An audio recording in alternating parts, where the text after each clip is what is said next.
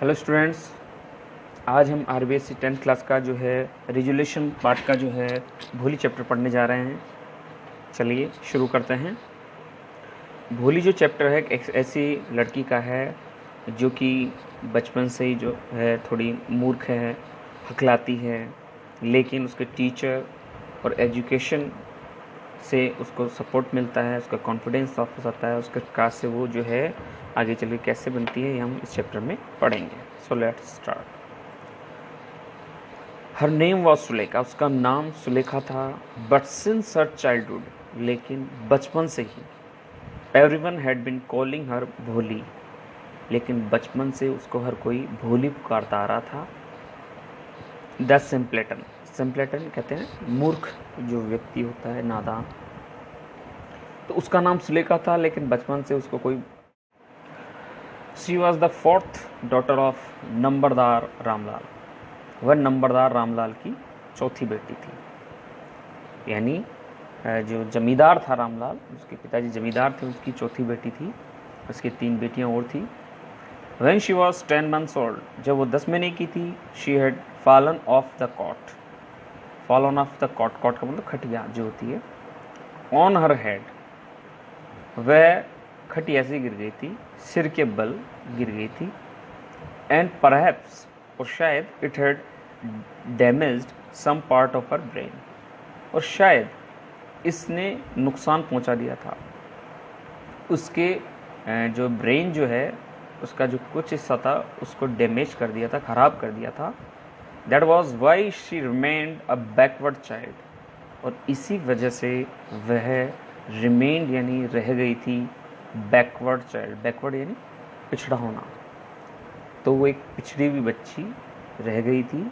And came to be known, और उसको जाना जाने लगा एज भोली द सिंपलेटन, और उसको भोली सिंपलेटन मूर्ख के रूप में जाना जाने लगा।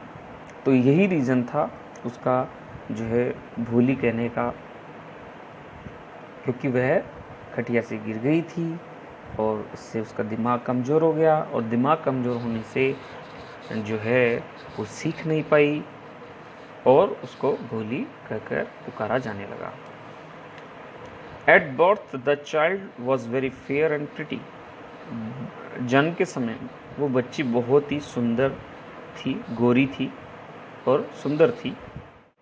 But when she was 2 years old, she had an attack of small pox. Small pox बोलते हैं चेचक जो होता है, तो वो 2 वर्ष की तो उसके जो है चेचक हो गया था। Only the eyes were saved, केवल उसकी आंखें बची थी। But the entire body was permanently disfigured, और उसका जो पूरा शरीर है वो स्थायी रूप से डिसफिगर्ड हो गया, यानी विकृत हो गया। By deep black pock marks, जो गहरे काले जो पॉक मार्क्स थे, धब्बे थे, उनसे उसका जो है पूरा शरीर जो है विकृत हो गया, खराब हो गया। केवल आंखें बची रह गई उसकी। Little Sulekha could not speak till she was 5, और जैसे उसका दिमाग कमज़ोर था तो वो सीख नहीं पाई। बच्चा जब जो है दिमाग एक्टिव रहता है तो वो बोलना जल्दी सीखता है, लेकिन यहाँ पर जो है उसका जो दिमाग तो डैमेज था, तो इस वजह से क्या हुआ, little Sulekha could not speak till she was 5। जब तक वो 5 साल की नहीं हुई तब तक वो बोल भी नहीं सकी। And when at last she learn to speak, और जब उसने बोलना सीखा, शी स्टैमर्ड, तो वह हकलाती थी। The other children often made fun of her, और दूसरे बच्चे अक्सर उसका जो है मजाक उड़ाते थे। एंड मिमिक्ड हर, मिमिक्ड का मतलब है नकल करना, उसकी नकल करते थे। As a result she talked very little, परिणाम स्वरूप क्या हुआ, वह बहुत कम बोलती थी। अब रामलाल के परिवार की बात करें हम। रामलाल हैड 7 चिल्ड्रन, रामलाल के 7 बच्चे थे। 3 sons and 4 daughters, 3 बेटे और 4 बेटियां। And the youngest of them was भोली, और उन सब में यंगेस्ट यानी सबसे छोटी भोली थी। It was a prosperous farmer's house, और यह एक समृद्ध किसान का घर था। And there was plenty to eat, और वहाँ पर खाने के लिए भी प्लेंटी यानी पर्याप्त था, एंड ड्रिंक और पीने के लिए भी। ऑल द चिल्ड्रन, और सभी बच्चे, एक्सेप्ट भोली, भोली के अलावा, भोली को छोड़कर, वर हेल्दी एंड स्ट्रॉन्ग, वो बहुत स्वस्थ थे, बलशाली थे, शक्तिशाली थे, यानी और हष्ट पुष्ट थे भोली को छोड़कर। The sons had been sent to the city, बेटों को शहर भेजा गया था। To study in school, school में पढ़ने के लिए। लेटर इन कॉलेजेस, तो लड़कों को तो स्कूल में पढ़ने के लिए भेजा गया था, और बाद में उनको कॉलेज में पढ़ने के लिए शहर भेजा गया था। ऑफ द डॉटर्स, बेटियों में से Radha the eldest had already been married, Radha जो बड़ी थी उसकी पहले ही शादी हो चुकी थी। The second daughter Mangala's marriage had also been settled, और दूसरी बेटी जो मंगला थी उसकी शादी सेटल्ड हो गई थी, मतलब पक्की हो गई थी। And when that was done, और वो जब हो गया, Ramlal would think of the third, Champa, Ramlal ने तीसरी बेटी चंपा के बारे में सोचा। They were good looking healthy girls, ये बहुत अच्छी स्वस्थ दिखने वाली लड़कियां थीं। And it was not difficult to find bridegrooms for them, और ये कठिन नहीं था उनके लिए वर ढूंढना। ब्राइड ग्रूम्स का मतलब होता है वर, उनके लिए वर ढूंढना कठिन नहीं था, क्योंकि वो अच्छी दिखाई देती थी। तो सुंदर लड़कियों के लिए जो है वर ढूंढना आसान होता है। लेकिन जहाँ तक भोली की बात थी, वो चिंता का विषय थी। But Ramlal was worried about भोली, लेकिन रामलाल भोली के बारे में वरिड था, चिंतित था। She had neither good looks nor intelligence, उसके पास ना तो अच्छा हुलिया था, लुक्स अच्छी दिखाई नहीं देती थी, नॉर इंटेलिजेंस, ना ही चतुरता थी, उसमें बुद्धि थी। तो इस वजह से भोली के बारे में वो चिंतित था। Bholi was 7 years old when Mangala was married. अब भोली जब 7 साल की थी तो मंगला की शादी हो गई। द सेम ईयर, और उसी वर्ष क्या हुआ, a primary school for girls was open in their village. Primary जो है स्कूल जो है खोला गया, उसी गांव में लड़कियों के लिए खोला गया। पहले ऐसा कोई स्कूल नहीं था। The tehsildar sahib came to perform its opening ceremony. Tehsildar साहब आए इसके ओपनिंग सेरेमनी में, यानी उद्घाटन समारोह में भाग लेने के लिए आए, इसका उद्घाटन करने आए। ही सेड टू रामलाल, उन्होंने रामलाल से कहा, एज ए रेवेन्यू ऑफिशियल, एक राजस्व अधिकारी होने के नाते, भाई आप राजस्व अधिकारी हो, जमींदार हो, यू आर द रिप्रेजेंटेटिव, आप जो है रिप्रेजेंटेटिव हो, आप प्रतिनिधि हो, of the government in the village, सरकार के प्रतिनिधि हो गांव में। And so you must set an example for the villagers, इसलिए आपको एक उदाहरण प्रस्तुत करना चाहिए भाई गांव वालों के लिए।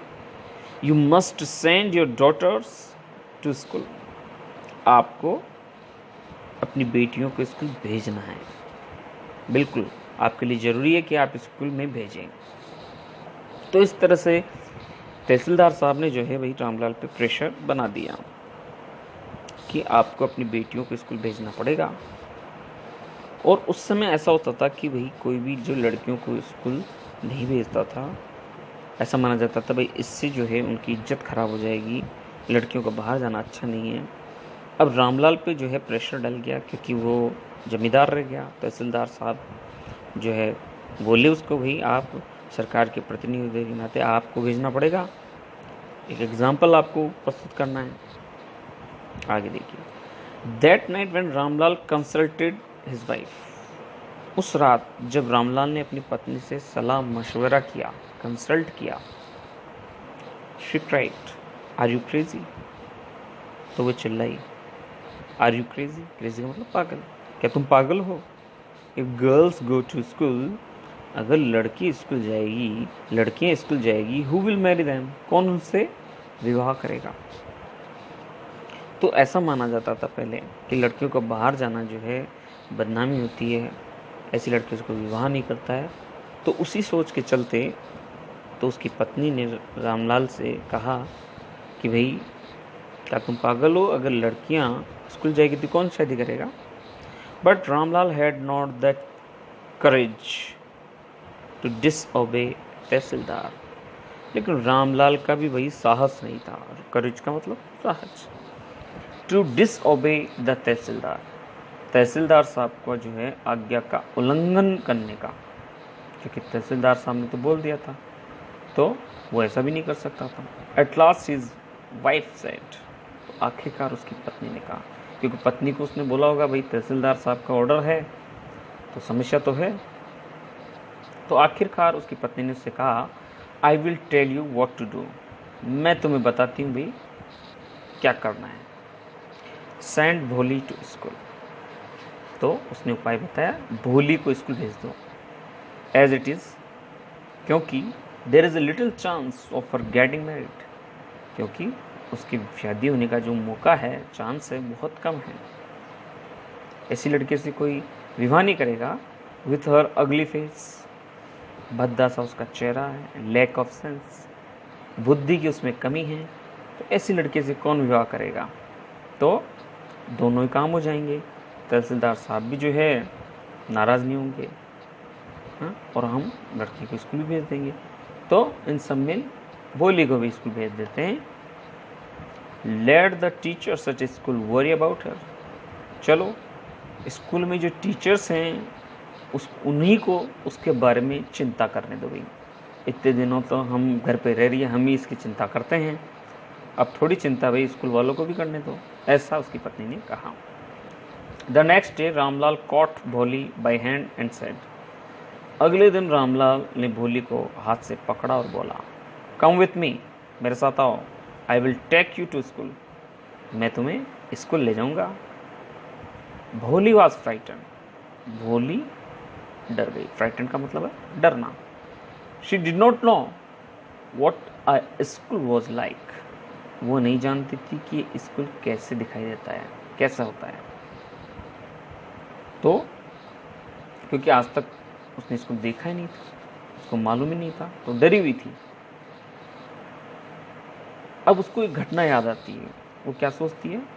शी रिमेम्बर्ड इन, याद आया, how a few days ago, कि कैसे कुछ दिन पहले their old cow Lakshmi had been turned out of the house, कैसे उनकी गाय लक्ष्मी को घर से बाहर ले जाया गया था, एंड सोल्ड, और उसको बेच दिया गया था। तो उसको याद आया कि भाई जब भी उस जैसे गाय को लेके गए थे, बाहर निकाला था, तो वो बिकने के लिए गई थी, तो बुद्धि की कमी थी, इसलिए वो सोच रही है कि शायद उसको भी ऐसा ही किया जा रहा है, उसके साथ भी ऐसा ही किया जा रहा है, तो वो डर गई। तो हकलाते हुए बोली, ना ना, no no, she shouted in terror, डर से वो चिल्लाई, and pulled her hand away from her father's grip, और उसने अपना हाथ खींच लिया। भाई पुल का मतलब खींचना, अपने पिताजी की जो ग्रिप थी, पिताजी की जो हाथ की पकड़ थी, उससे उसने अपना हाथ खींच लिया। व्हाट्स द, अब रामलाल को इस बात पे गुस्सा आया, तो वो क्या बोलता है, what's the matter with you fool, अरे मूर्ख, तुम्हारे साथ क्या गड़बड़ है? शाउटेड रामलाल चिल्लाया, I am only taking you to school, मैं तो तुम्हें केवल स्कूल ले जा रहा हूँ। Then he told his wife, फिर उसने अपनी पत्नी को बताया, let her wear some decent clothes today, चलो आज उसे कुछ अच्छे कपड़े पहना दो, डिसेंट, जिससे इसको लगे भाई ये कोई अच्छी जगह जा रही है। तो उसने अपनी पत्नी से कहा, और एल्स, नहीं तो, what will the teachers and the other school girls think of us when they see us, नहीं तो जो दूसरे टीचर हैं, स्कूल के लड़कियां हैं, वो हमारे बारे में क्या सोचेंगे भाई? जब वो उसको देखेंगे तो क्या सोचेंगे। तो इस वजह से भाई उसको अच्छे कपड़े पहना दो। तो इस तरह से जो है जो भोली की माँ को रामलाल ने उसको तैयार करने के लिए बोला। अब इससे पहले जो है आज तक बेचारी भोली को जो है उसको नए कपड़े नहीं मिले थे। तो देखिए उसकी स्थिति क्या होती है। New clothes had never been made for Bholi. Bholi के लिए कभी भी नए कपड़े नहीं बनाए गए थे। The old dresses of her sisters were past. उसकी जो है बहनों की जो पुराने कपड़े हैं, पोशाकें हैं, वो उसको दे दी जाती थी। No one care to mend or wash her clothes. किसी को भी परवाह नहीं थी मेंड सुधारने की, वॉश हर क्लॉथ्स या फिर उसके कपड़े धोने की। किसी को भी फिक्र नहीं थी भाई इसके कपड़े फट गए हैं तो इनको सिल दें, इनको ठीक कर दें, इनको धो दें, किसी ने परवाह नहीं। But today she was lucky.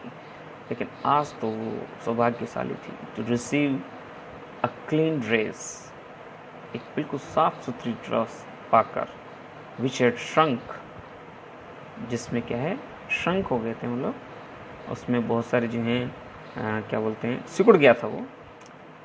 After many वॉशिंग्स, कई बार धुलाई के बाद वो जो है ड्रेस सिकुड़ गई थी, श्रंक हो गई थी।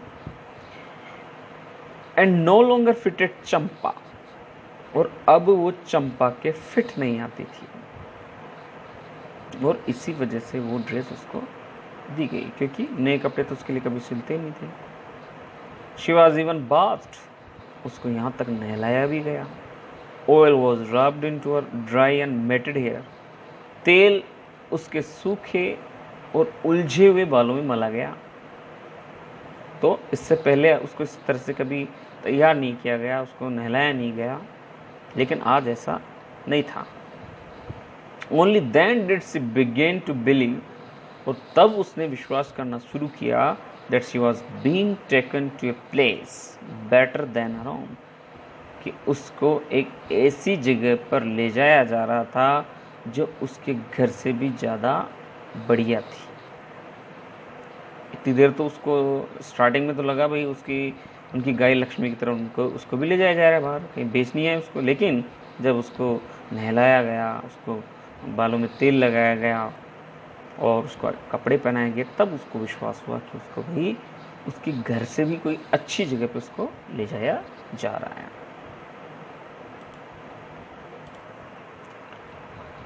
When they reached the school, जब वो स्कूल पहुँचे, the children were already in their classrooms, तो बच्चे पहले से अपनी क्लास में थे। Ramlal handed over his daughter to the headmistress, Ramlal ने अपनी बेटी को सौंप दिया, भाई हैंड ओवर कर दिया, संभला दिया। हेडमिस्ट्रेस जो प्रधान अध्यापिका थी स्कूल की, उसको संभला दिया। लेफ्ट, अब देखिए भोली की स्थिति क्या होती है। लेफ्ट अलोन, अकेली छोड़ी हुई। द पुअर गर्ल, बेचारी। Looked about her with fear laden eyes, उसने अपने आसपास देखा। फियर लेडन आइज, भय से लदी आँखें, मतलब भय से ग्रस्त आँखें जो हैं, उसने उससे अपने आसपास देखा। देयर वर सेवरल रूम्स, अनेकों कमरे थे वहाँ। In each room girls like her squatted on mats, और हर कमरे में उसके जैसी लड़कियाँ स्क्वेटेड ऑन मैट्स। स्क्वेटेड का मतलब है आलती पालती मारकर बैठी हुई थी। रीडिंग फ्रॉम बुक्स और राइटिंग ऑन स्लेट, किताबों से पढ़ रही थी और स्लेट्स पे लिख रही थी। The head mistress asked Bholi to sit down in a corner in one of the classroom, प्रधान अध्यापिका ने भोली से कहा कि एक जो कक्षा थी उसके कोने में बैठने के लिए प्रधान अध्यापिका ने कहा उसको। भोली did not know what exactly school was like. अब भोली को मालूम नहीं था कि एग्जैक्टली बिल्कुल ठीक ठाक एक स्कूल कैसे दिखाई देता है। एंड व्हाट हैपेंड देयर, और वहाँ क्या होता था। बट शी वॉज ग्लैड, लेकिन वह खुश थी। ग्लैड का मतलब होता है खुश होना। To find so many girls, इतनी सारी लड़कियों को पाकर, almost of her own age present there, जो लगभग उसकी उम्र की थी वहाँ पर उपस्थित थी, उसको देखकर वो खुश हुई। तो उसको मालूम तो नहीं था भाई स्कूल कैसे होती है, क्या होता है वहाँ पर, लेकिन उसको खुशी हुई उसकी उम्र के जैसी लड़कियों को वहाँ देखकर।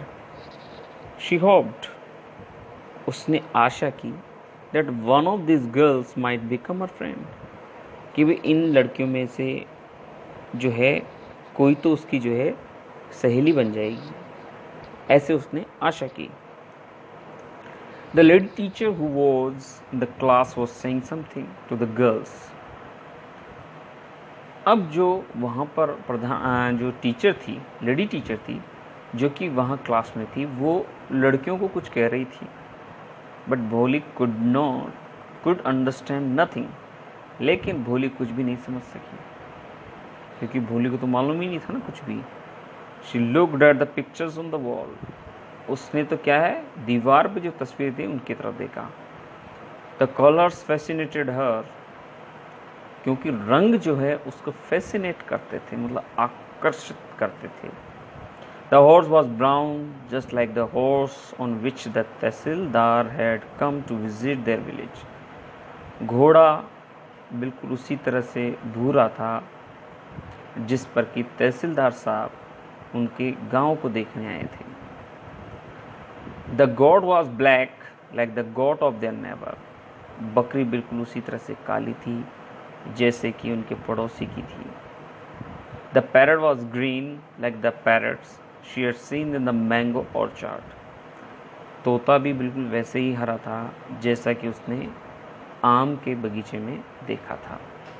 And the cow was just like their Lakshmi, और गाय भी उनके लक्ष्मी की तरह ही थी। तो इस तरह से जो है भोली उन तस्वीरों के माध्यम से जो है तुलना करती है जो चीज़ें उसने पहले देखी हुई थी।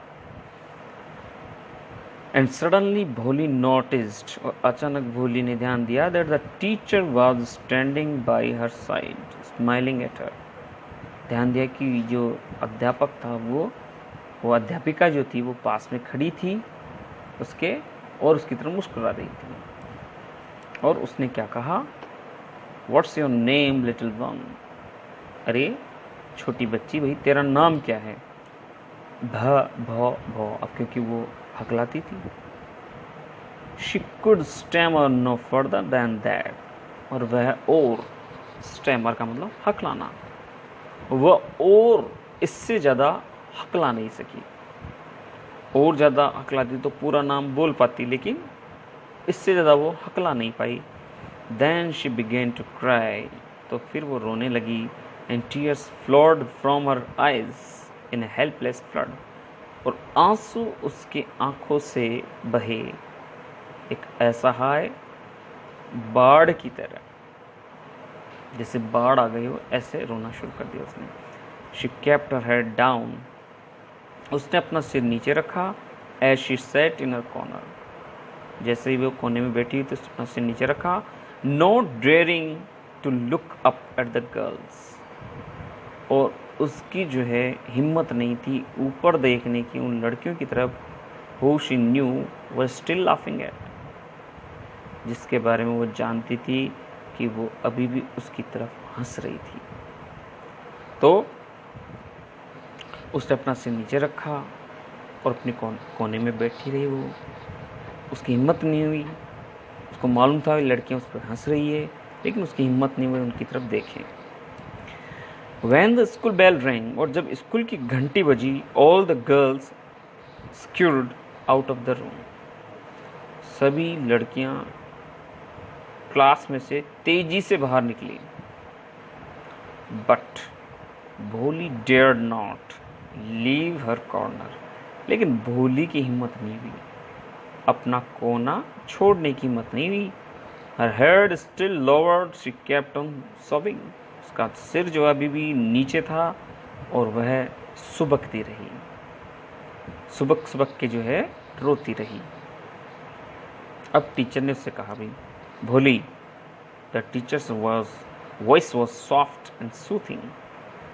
टीचर की आवाज़ बिल्कुल कोमल थी, मृदु थी और शांति पहुंचाने वाली थी। सूथिंग का मतलब जो जिसको सुनने पर आपको बहुत शांति मिलती हो, तो सूथिंग थी। In all her life she had never been called like that. और अपने पूरे जीवन में कभी भी उसको इस तरह से पुकारा नहीं गया था। इट टच्ड हर हार्ट, इसने उसके दिल को छू लिया। यानी आज तक उसके साथ ऐसे कोई बात नहीं करा था, इतने बिल्कुल सॉफ्ट तरीके से, इतने मृदु तरीके से। Get up said the teacher. Teacher ने कहा उठो। It was not a command but just a friendly suggestion. और इस तरह से उसका ये कहना कोई आदेश नहीं था, कमांड नहीं थी, but just a friendly suggestion, केवल एक दोस्ताना सुझाव था। सजेशन कहते हैं सुझाव को। भोली कॉट अप, भोली उठ गई। Now tell me your name. अब टीचर ने उसको कहा, भी अब तुम मुझे अपना नाम बताओ, क्योंकि वो पूरा नाम नहीं बोल पाई थी पहले। अब इतना कहते क्या हुआ, sweat broke out over her whole body. पसीना, ब्रोक आउट का मतलब अचानक निकल पड़ा। उसके पूरे शरीर से पसीना जो है, स्वेट जो है, अचानक निकल पड़ा। वो घबरा गई। अब क्या सोच के घबराई? वो सोच रही थी वुड हर स्टैमरिंग टंग, क्या उसकी ये जो हकलाने वाली जबान है अगेन डिसग्रेस हर, क्या फिर से उसको वो बेइज्जत करेगी, डिसग्रेस कर देगी। उसने ये सोचा कि क्या फिर मैं बोल नहीं पाऊंगी अपना नाम, क्या फिर से मेरे को शर्मिंदा होना पड़ेगा for the sake of this kind woman. लेकिन इस दयालु महिला के कारण, उस दयालु टीचर के कारण, however she decided to make an effort, तो भी उसने क्या है, एक प्रयास करने का निश्चय किया। वो बोलना तो नहीं चाह रही थी, उसको डर लग रहा था, लेकिन उसने सोचा भी ये टीचर मेरे साथ कितना अच्छा बिहेव कर रही है, तो इसके लिए मेरे को प्रयास जरूर करना चाहिए। She had such a soothing voice, उसकी इतनी शांति पहुंचाने वाली आवाज़ थी। She would not laugh at her, वो उस पर हंसेगी नहीं। ये उसको विश्वास था कि भाई मैं बोलूँगी भी, अटक भी जाऊँगी तो ये मेरे पे नहीं हंसेगी। तो उसने शुरू किया, भ भ भो भो। She began to stammer, वह हकलाने लगी। अब टीचर ने दूसरी तरफ उसको थोड़ा सा प्रोत्साहित किया। वेल डन, बहुत बढ़िया, बहुत बढ़िया। The teacher encouraged her, teacher ने उसको एनकरेज किया, मतलब प्रोत्साहित किया। Come on now the full name, चलो अब पूरा नाम बोलो। भ भ भो भोली।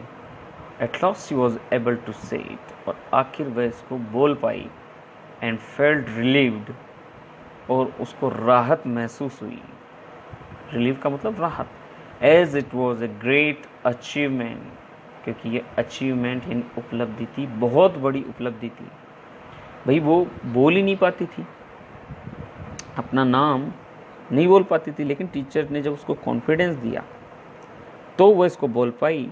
तो उसको ऐसा लगा कि मेरे लिए तो बहुत बड़ी अचीवमेंट है, उपलब्धि है। Well done. The teacher patted her affectionately and said, teacher ने उसको बड़े स्नेह से थपथपाया। पेटेड का मतलब थपथपाना, बड़े स्नेह से। एंड सेड, और बोले, जो टीचर अध्यापिका वो बोली, put the fear out of your heart, डर को अपने दिल के बाहर रख दो। And you will be able to speak like everyone else, और फिर तुम भी हर किसी की तरह बोल पाओगी। Bhole looked up as if to ask, really? Bholi ने ऊपर देखा, मानो कि वह पूछने जा रही हो, वास्तव में? यानी मनी मन उसने सोचा, मनी मन उसने पूछा कि वास्तव में ऐसा होगा कि मैं औरों की तरफ बोल पाऊंगी।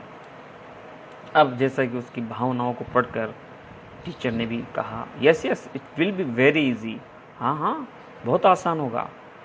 You just come to school every day, तुम तो बस रोजाना स्कूल आओ, विल यू कम, क्या तुम आओगी?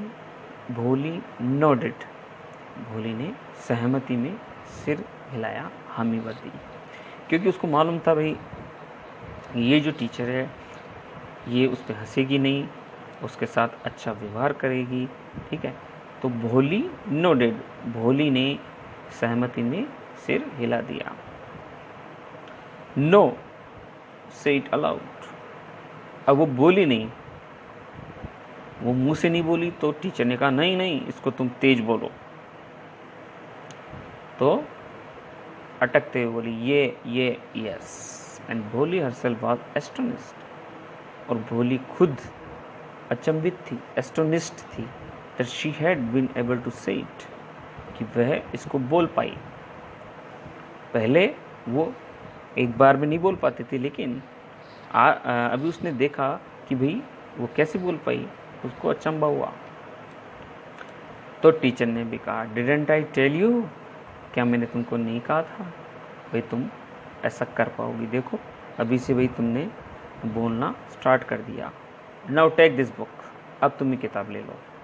The book was full of nice pictures, अब किताब अच्छी अच्छी तस्वीरों से भरी हुई थी, and the pictures were in colour, और तस्वीरें जो थी रंगीन थी।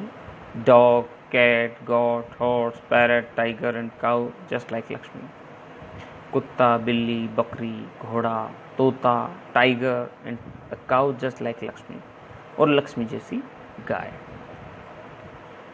And with every picture was a word in big black letter, और हर तस्वीर के साथ एक शब्द था, बड़े बड़े काले अक्षरों में एक शब्द लिखा हुआ था। तो वो उस जो है जानवर का नाम था जो लिखा हुआ था, लेकिन भोली उसको नहीं समझ सकती थी उस समय तक, केवल वो चित्रों को समझ पाती थी।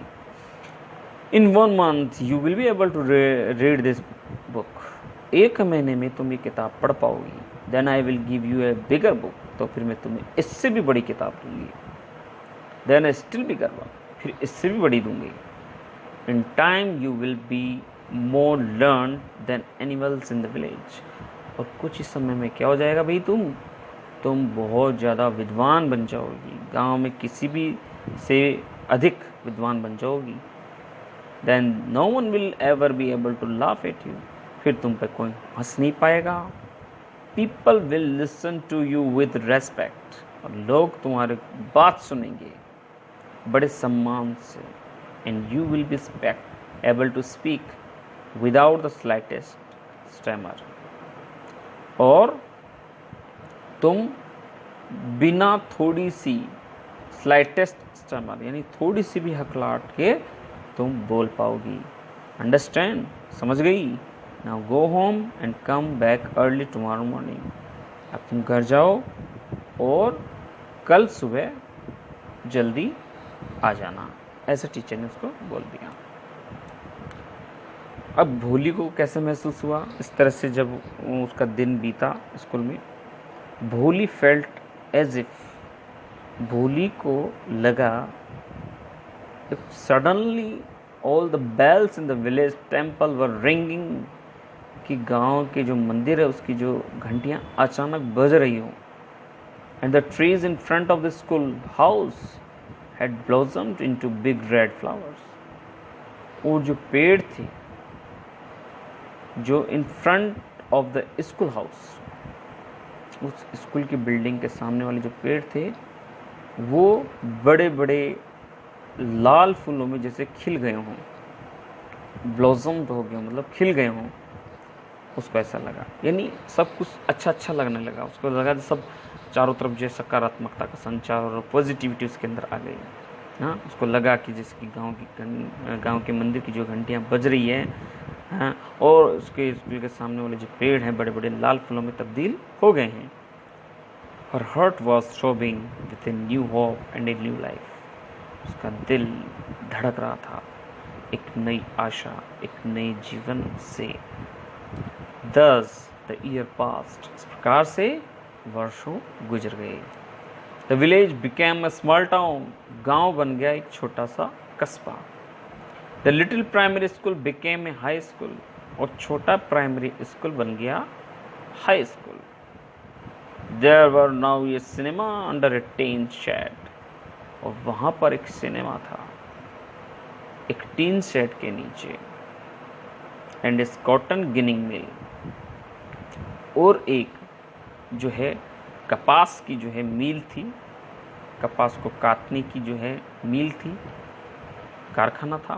The mail train began to stop at the railway station, और जो डाक वाली ट्रेन है जिसमें डाक जाती थी वो भी उनके रेलवे स्टेशन पे रुकने लग गई, पहले ऐसे नहीं रुकती थी। तो इस तरह से ये परिवर्तन गांव में आए। वन नाइट, एक रात को, आफ्टर डिनर, डिनर के बाद, Ramlal said to his wife, Ramlal ने अपनी पत्नी से कहा रात के खाने के बाद, then shall I accept Bishambar's proposal, तो फिर क्या मैं बिशंबर का जो प्रपोजल है, प्रस्ताव है, उसको स्वीकार कर। Bholi will be lucky to get such a well to do bridegroom, well to do मतलब रिच, समृद्ध।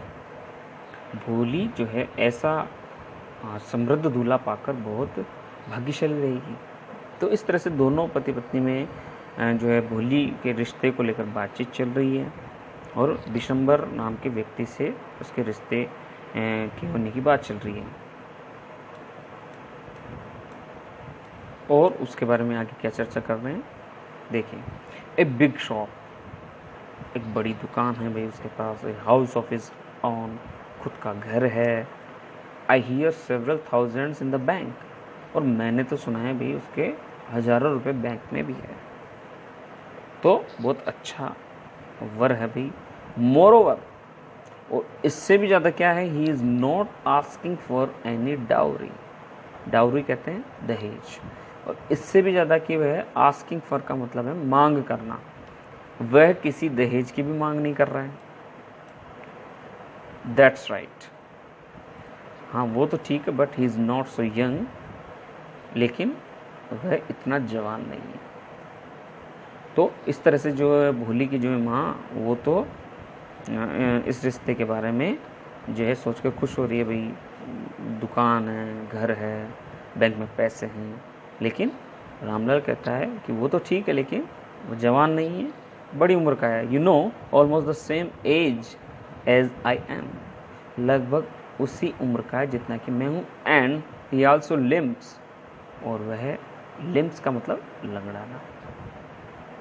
तो वही एक तो मेरी जितनी उम्र का है और लंगड़ाता भी है। Moreover the children from his first wife are quite grown up, और इससे भी बड़ी क्या है बात कि जो बच्चे हैं उसके पहली पत्नी से जो उसके बच्चे हैं वो भी काफ़ी बड़े हैं। तो जो व्यक्ति भाई रामलाल की उम्र का है तो उसके बच्चे भी भोली जितने बड़े होंगे। तो इस तरह से जो है भोली के जो माता पिता है, विशेषकर उसकी माँ हैं, उसकी शादी ऐसे व्यक्ति से करने के लिए तैयार हो रहे हैं जो कि उसके पिता की उम्र का है, लंगड़ाता है, ठीक है, उसके खुद के बच्चे बड़े हैं।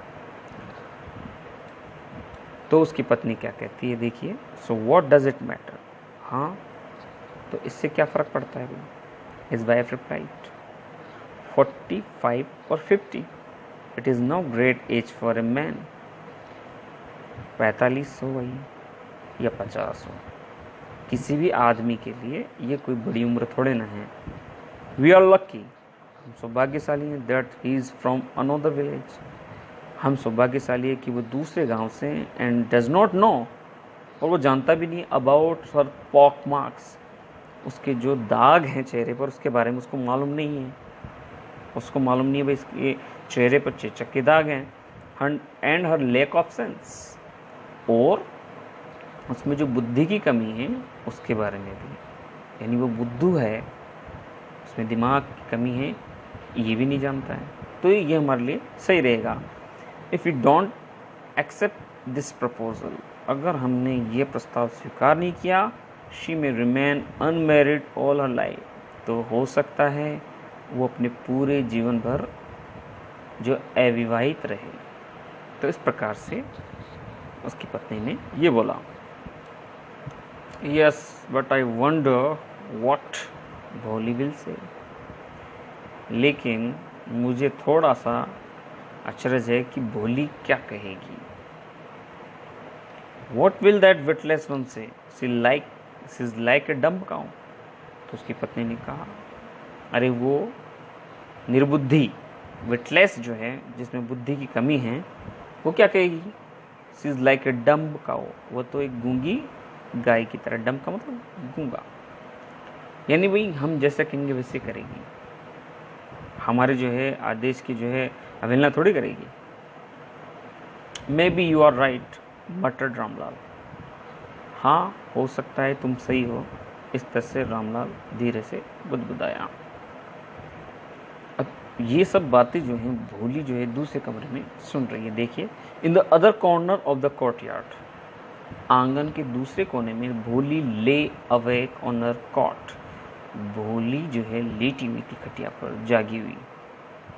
Listening to her parents whispered conversation, और सुन रही थी अपने माता पिता की जो विस्पर्ड कन्वर्सेशन, यानी जो फुसफुसा के जो बातचीत हो रही थी, धीरे धीरे जो कन्वर्सेशन हो रही थी, बातचीत हो रही थी, उसको सुन रही थी खटिया पर लेटी हुई।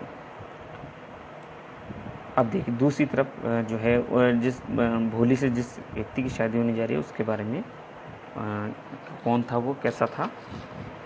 Bishambar Nath was a well to do grocer.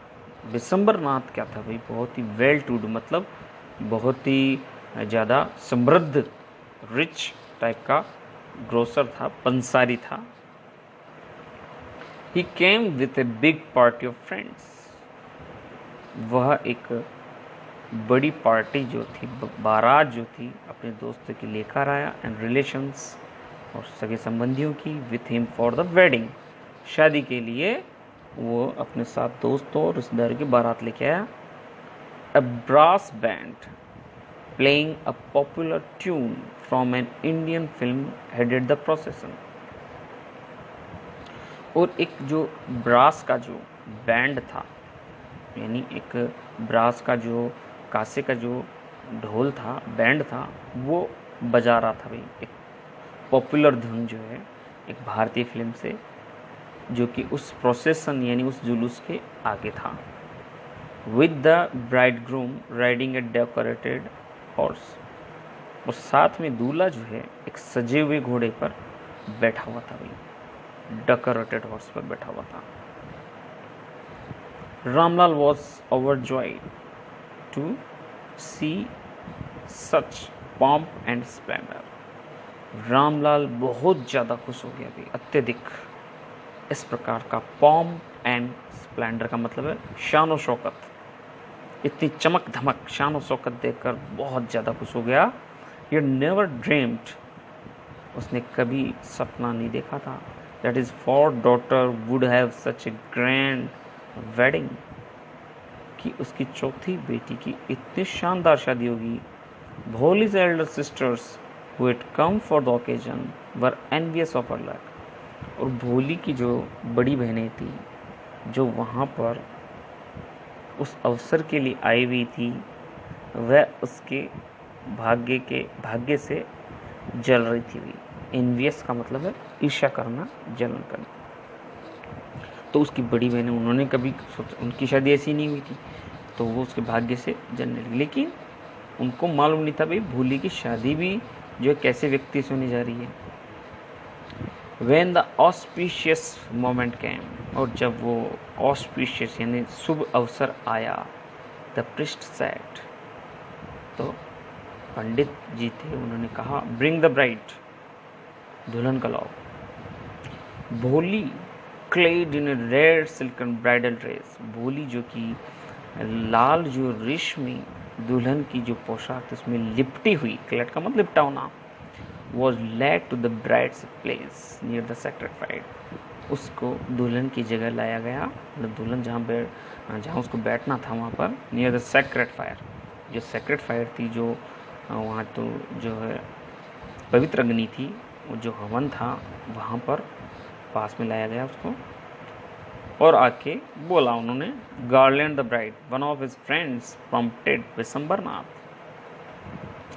Vishambarnath के दोस्तों में से एक दोस्त ने कहा विशंबरनाथ को, भाई दुल्हन को माला पहनाओ, गार्लैंड पहनाओगे। The bridegroom lifted the garden of yellow marigolds, और जो है the bridegroom lifted the garland of yellow marigolds, जो दूल्हा था उसने पीले गेंदे की फूलों की जो माला है उसको उठाया। A woman slipped back the silken well, और एक महिला ने खिसका दिया पीछे जो सिल्कन वेल था, मतलब जो रेशमी घूंघट था, फ्रॉम द ब्राइड्स फेस, दुल्हन के चेहरे से उसको खिसका दिया घूंघट को। Vishambar took a quick glance, Vishambar ने फुर्ती से नजर डाली, ग्लैंस का मतलब नजर। The garland remained poised in his hands, माला उसके हाथों में पोइज्ड हो गई, मतलब रुक गई, क्योंकि उसने उसका जो चेहरा है वो देखा होगा, उस पर दाग थे। The bride slowly pulled down the well of her face, और दुल्हन ने धीरे धीरे घूंघट को अपने चेहरे पर खींच लिया, तब वापस घूंघट निकाल लिया। तो रामलाल अपने दोस्त से बोला, भाई हैव यू सीन हर, क्या तुमने उसको देखा? Said Vishambar to the friend next to him, Vishambar ने अपने नज़दीकी दोस्त से पूछा जो पास में था। She has pock marks on her face, उसके चेहरे पर चेचक के दाग हैं। So what, you are not young either, तो भाई उसके दोस्त ने भी कहा, भाई तुम कौन से जवान हो, भाई तुम भी तो जवान नहीं हो। तो विशंबर बोला, भाई मे भी हो सकता है, but if I am to marry her, लेकिन अगर मेरे को उससे शादी करनी है, her father must give me 5000 rupees, पिताजी को, उसके पिताजी को मुझे 5000 देने पड़ेंगे भाई। तो इस तरह से जो है विशंबरनाथ जो है एक लालची किस्म का जो व्यक्ति था भाई, जो है ये कम बात थी कि एक कम उम्र की लड़की की शादी उसके साथ हो रही थी, लेकिन फिर भी उसको लालच आ गया कि क्यों ना थोड़े पैसे लिए जाएं। तो इस प्रकार से बोला। Ramlal went and placed his turban, Ramlal गया और उसने अपना साफा रख दिया, his honour at Vishambar's feet, Vishambar के कदमों में उसने अपना जो है साफा, जिसको कि जो इज्जत मानते वो रख दिया। डू नॉट ह्यूमिलेट मी सो, मुझे इतना शर्मिंदा मत करो। टेक 2000 रुपीज़, 2000 ले लो। नो 5000, नहीं नहीं 5000। और we go back, keep your daughter, हम वापस जाते हैं। कीप योर डॉटर, अपनी बेटी को अपने पास में रखो। Be a little considerate please, थोड़ी बहुत तो समझदारी दिखाओ। If you go back I can never show my face in the village, अगर तुम वापस जाओगे तो गांव में मैं अपना चेहरा कभी नहीं दिखा सकता।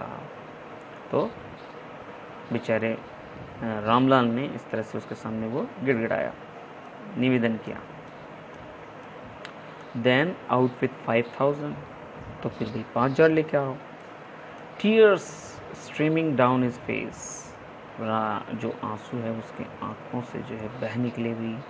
रामलाल वेंट इन, रामलाल अंदर गया, ओपन द सेफ, तिजोरी को खोला, and counted out the notes, नोटों को गिना। He placed the bundle at bridegroom's feet, उसने नोटों का जो बंडल है वो उस दूल्हे के कदमों में रख दिया। On Vishambar's greedy face appeared a triumphant smile, Vishambar के लालची चेहरे पर एक ट्रिम्फेंट स्माइल मतलब विजयी मुस्कान आ गई, क्योंकि उसको लगा भाई जो है अंधेरे में तीर चलाया था वो लग गया। ही हैड गैम्बल्ड, उसने जुआ खेला था और वह जीत चुका था। ये सोचकर उसको खुशी हुई। गिव मी द गार्लैंड, या नाम, उसने कहा लाओ मुझे माला दो। Once again the veil was slipped back from bride's face, एक बार फिर से घूंघट को दुल्हन के चेहरे से खिसकाया गया पीछे। But this time her eyes were not downcast, लेकिन इस बार उसकी आंखें झुकी हुई नहीं थी, डाउनकास्ट नहीं थी. She was looking up, looking straight at her prospective husband. वह ऊपर देख रही थी भाई, सीधे देख रही थी अपने प्रोस्पेक्टिव हस्बैंड, होने वाले पति की आंखों में सीधे. And in her eyes there was neither anger nor hate, only cold contempt. और उसकी आंखों में ना तो कोई गुस्सा था, ना कोई नफरत थी, केवल एक रूखी सी कंटेम्प्ट था. मतलब एक In her eyes there was neither anger nor hate, only cold contempt. उसकी आंखों में ना तो कोई गुस्सा था, ना कोई नफरत थी, केवल एक रूखा सा तिरस्कार था, कंटेम्प्ट था. बिसम्बर raised the garland to place it round the bride's neck. बिसम्बर ने माला को उठाया दुल्हन के गले में पहनाने के लिए. But before he could do so, लेकिन इससे पहले कि वो ऐसा कर पाता, भोली's hand struck out like a streak of lightning. भोली का हाथ बिल्कुल एक बिजली की तरह टकराया. And garland was flung into the fire. और जो माला है वो उछलकर आग में गिर पड़ी गई. She got up and threw away the veil. उसने उठी और उसने घूंघट को भी हटा दिया. पिताजी, सेड भोली इन ए क्लियर एंड लाउड वॉइस. भोली बिल्कुल स्पष्ट और तेज आवाज में बोली, पिताजी. And her father, mother, sisters, brother, relations, neighbors and started to hear speak without even the slightest tremor. तो वो दिनों तो वो हकला कर बोलती थी, लेकिन जब इस प्रकार से बोली बिना हिचकिचाए, तो उसके पिताजी, उसकी माँ, बहनें, भाई, रिश्तेदार, पड़ोसी वो स्टार्टल थे, चौंक गए. बिना थोड़ी सी हकलाट के उसको बोलते हुए देखकर वो सब चौंक गए. पिताजी, टेक बैक योर मनी. और भोली ने कहा, पिताजी अपने पैसे वापस ले लो. I am not going to marry this man. मैं अब इस आदमी से विवाह नहीं करूंगी. Ramlal was thunderstruck. Ramlal भी भौचक्का रह गया, भी अचंभित रह गया. The guest began to whisper. मेहमान भी धीरे धीरे फुसफुसाने लगे. सो सेमलेस, कितनी जो है बेशरम है. सो अगली एंड सो सेमलेस, कितनी भद्दी है, कितनी बेशर्म है. इस प्रकार से वो फुसफुसाने लगे. भोली, आर यू क्रेजी. भोली, क्या तुम पागल हो. शाउटेड रामलाल. रामलाल चिल्लाया, you want to disgrace your family. तुम अपने परिवार को बेइज्जत करना चाहती हो. Have some regard for our इज्जत.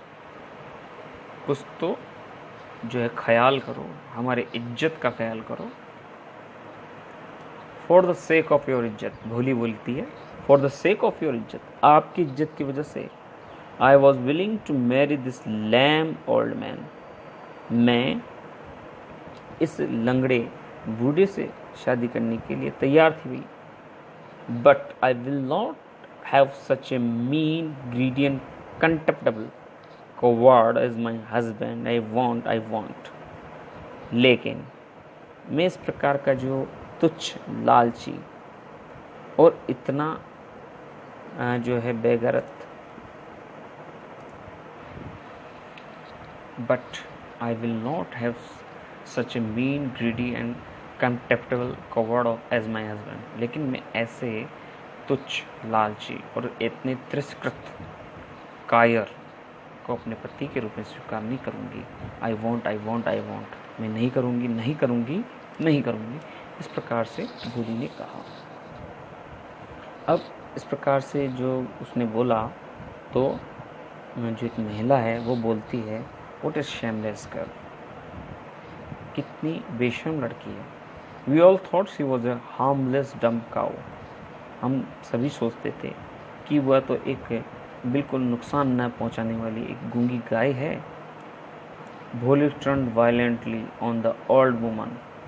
और भोली घूम गई हिंसक तरीके से एक वृद्ध महिला की तरफ. Yes aunty, you are right. हाँ चाची, तुम सही हो। You all thought I was a dumb driven cow. तुम सभी सोचते थे मैं एक गूंगी गाय हूँ। That's why you wanted to hand me over. और इसी वजह से आप चाहते थे मुझे सौंपना। To this heartless creature. इस हृदय विहीन प्राणी को सौंपना चाहते थे। बट नाउ, लेकिन अब, द डम काउ, लेकिन अब वो गूंगी गाय, द स्टैमरिंग फूल, ये हकलाने वाली मूर्ख, स्पीकिंग, ये बोल रही है। तो आप मेरे को सौंपना चाहते थे, इस निर्दयी प्राणी को सौंपना चाहते थे, और अब वही गूंगी गाय जो आपके सामने बोल रही है, do you want to hear more? क्या तुम और सुनना चाहती हो? इस तरह से भोली उसको बोल पड़ी। Bisambarnath the grocer started to go back with his party. Bisambarnath जो है वह पंसारी, वो अपनी बारात के साथ जाने लगा, क्योंकि उसको लग गया कि अब ये शादी होने वाली नहीं है।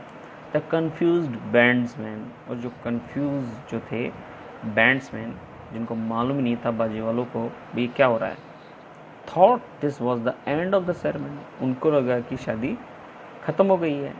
स्ट्रक अप ए क्लोजिंग सॉन्ग, और उन्होंने एक अंत में बजाया जाने वाला गाना बजाना शुरू कर दिया।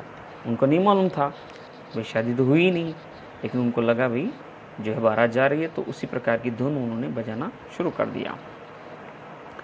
Ramlal stood rooted to the ground. Ramlal बिल्कुल जमीन में जड़वत खड़ा था, ऐसा लग रहा था बिल्कुल वहीं पे जम गया हो। His head bowed low with the weight of grief and shame, और उसका जो सिर है वो ग्रिफ के वेट से, मतलब दुख के बोझ से नीचे झुक गया, एंड शेम, और जो है शर्म से। The flames of the sacred fries slowly died down, वो जो पवित्र अग्नि की जो लपटें थी, फ्लेम्स थी, वो धीरे धीरे बुझ गई। एवरीवन वॉज गॉन, हर कोई चला गया। Ramlal turn to Bholi and said, Ramlal Bholi की तरफ मुड़ा और बोला, but what about you? No one will ever marry you now. लेकिन अब तुम्हारा क्या? अब तुमसे कोई विवाह नहीं करेगा, तुम जानती हो। What shall we do with you? अब हम तुम्हारा क्या करेंगे? And Sulekha said in a voice that was calm and steady, और सुलेखा ऐसी आवाज़ बोली। अब देखिए, इसका पहली बार स्टार्टिंग में नाम आया था बोली का सुलेखा, और अब आया है। तो ये जो है सुलेखा नाम एक कॉन्फिडेंट गर्ल का जो है रिप्रेजेंट करता है। तो सुलेखा ने ऐसी आवाज़ में कहा, that was com and study, जो बिल्कुल शांत थी, बिल्कुल धैर्यपूर्ण थी, लगातार थी। डोंट यू वरी पिताजी, पिताजी आप चिंता मत कीजिए। In your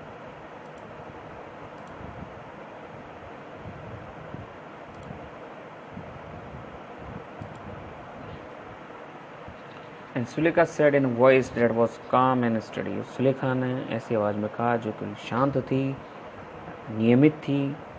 don't you worry पिताजी, पिताजी चिंता मत कीजिए। इन योर ओल्ड एज, आपकी वृद्धावस्था में, I will serve you and mother, मैं आपकी और माँ की सेवा करूँगी। And I will teach in the same school where I learn so much, और मैं उसी स्कूल में पढ़ाऊँगी जहाँ पर मैंने इतना ज़्यादा सीखा। Isn't that right, ma'am? क्या ये सही नहीं है टीचर, मैम? ऐसा उसने अपनी टीचर के लिए कहा जो पीछे खड़ी हुई थी। The teacher had all along stood in a corner, उसकी जो अध्यापिका थी वो कोने में खड़ी हुई थी, वॉचिंग द ड्रामा, और वह इस नाटक को देख रही थी जो वहाँ चल रहा था। तो उसने भी बोला, यस भोली, ऑफ कोर्स, हाँ भोली बिल्कुल।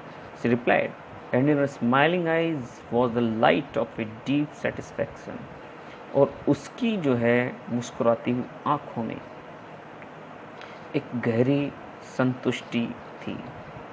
Was the light of a deep satisfaction, एक गहरी संतुष्टि वाली प्रकाश की चमक थी उसकी मुस्कुराती हुई आँखों में। जब that an artist felt, और वो कैसी चमक थी? That an artist feel, जैसे कि एक कलाकार महसूस करता है, when contemplating the completion of his masterpiece, जब वो कंटेम्पलेट करता है, सोचता है the completion of her masterpiece. अपनी सर्वश्रेष्ठ कृति के कंप्लीट होने पर, पूरा होने पर जैसे कलाकार जो है एक संतुष्टिपूर्ण जो है उसमें फीलिंग आती है, वैसी फीलिंग उसके टीचर में, उसकी आंखों में दिखाई दी। ऐसा लगा था जैसे उसने अपनी सर्वश्रेष्ठ कृति जो है ये पूरी हो गई है उसकी, उसने भी अपनी कृति का जो निर्माण कर दिया है। तो इस तरह से भोली जो है अंत में जाकर सुलेखा बन जाती है, कॉन्फिडेंट गर्ल बन जाती है। टीचर ने उसकी हेल्प की और वो भोली से सुलेखा बन गई। ठीक है, इस तरह से आपका लेसन कंप्लीट हो गया।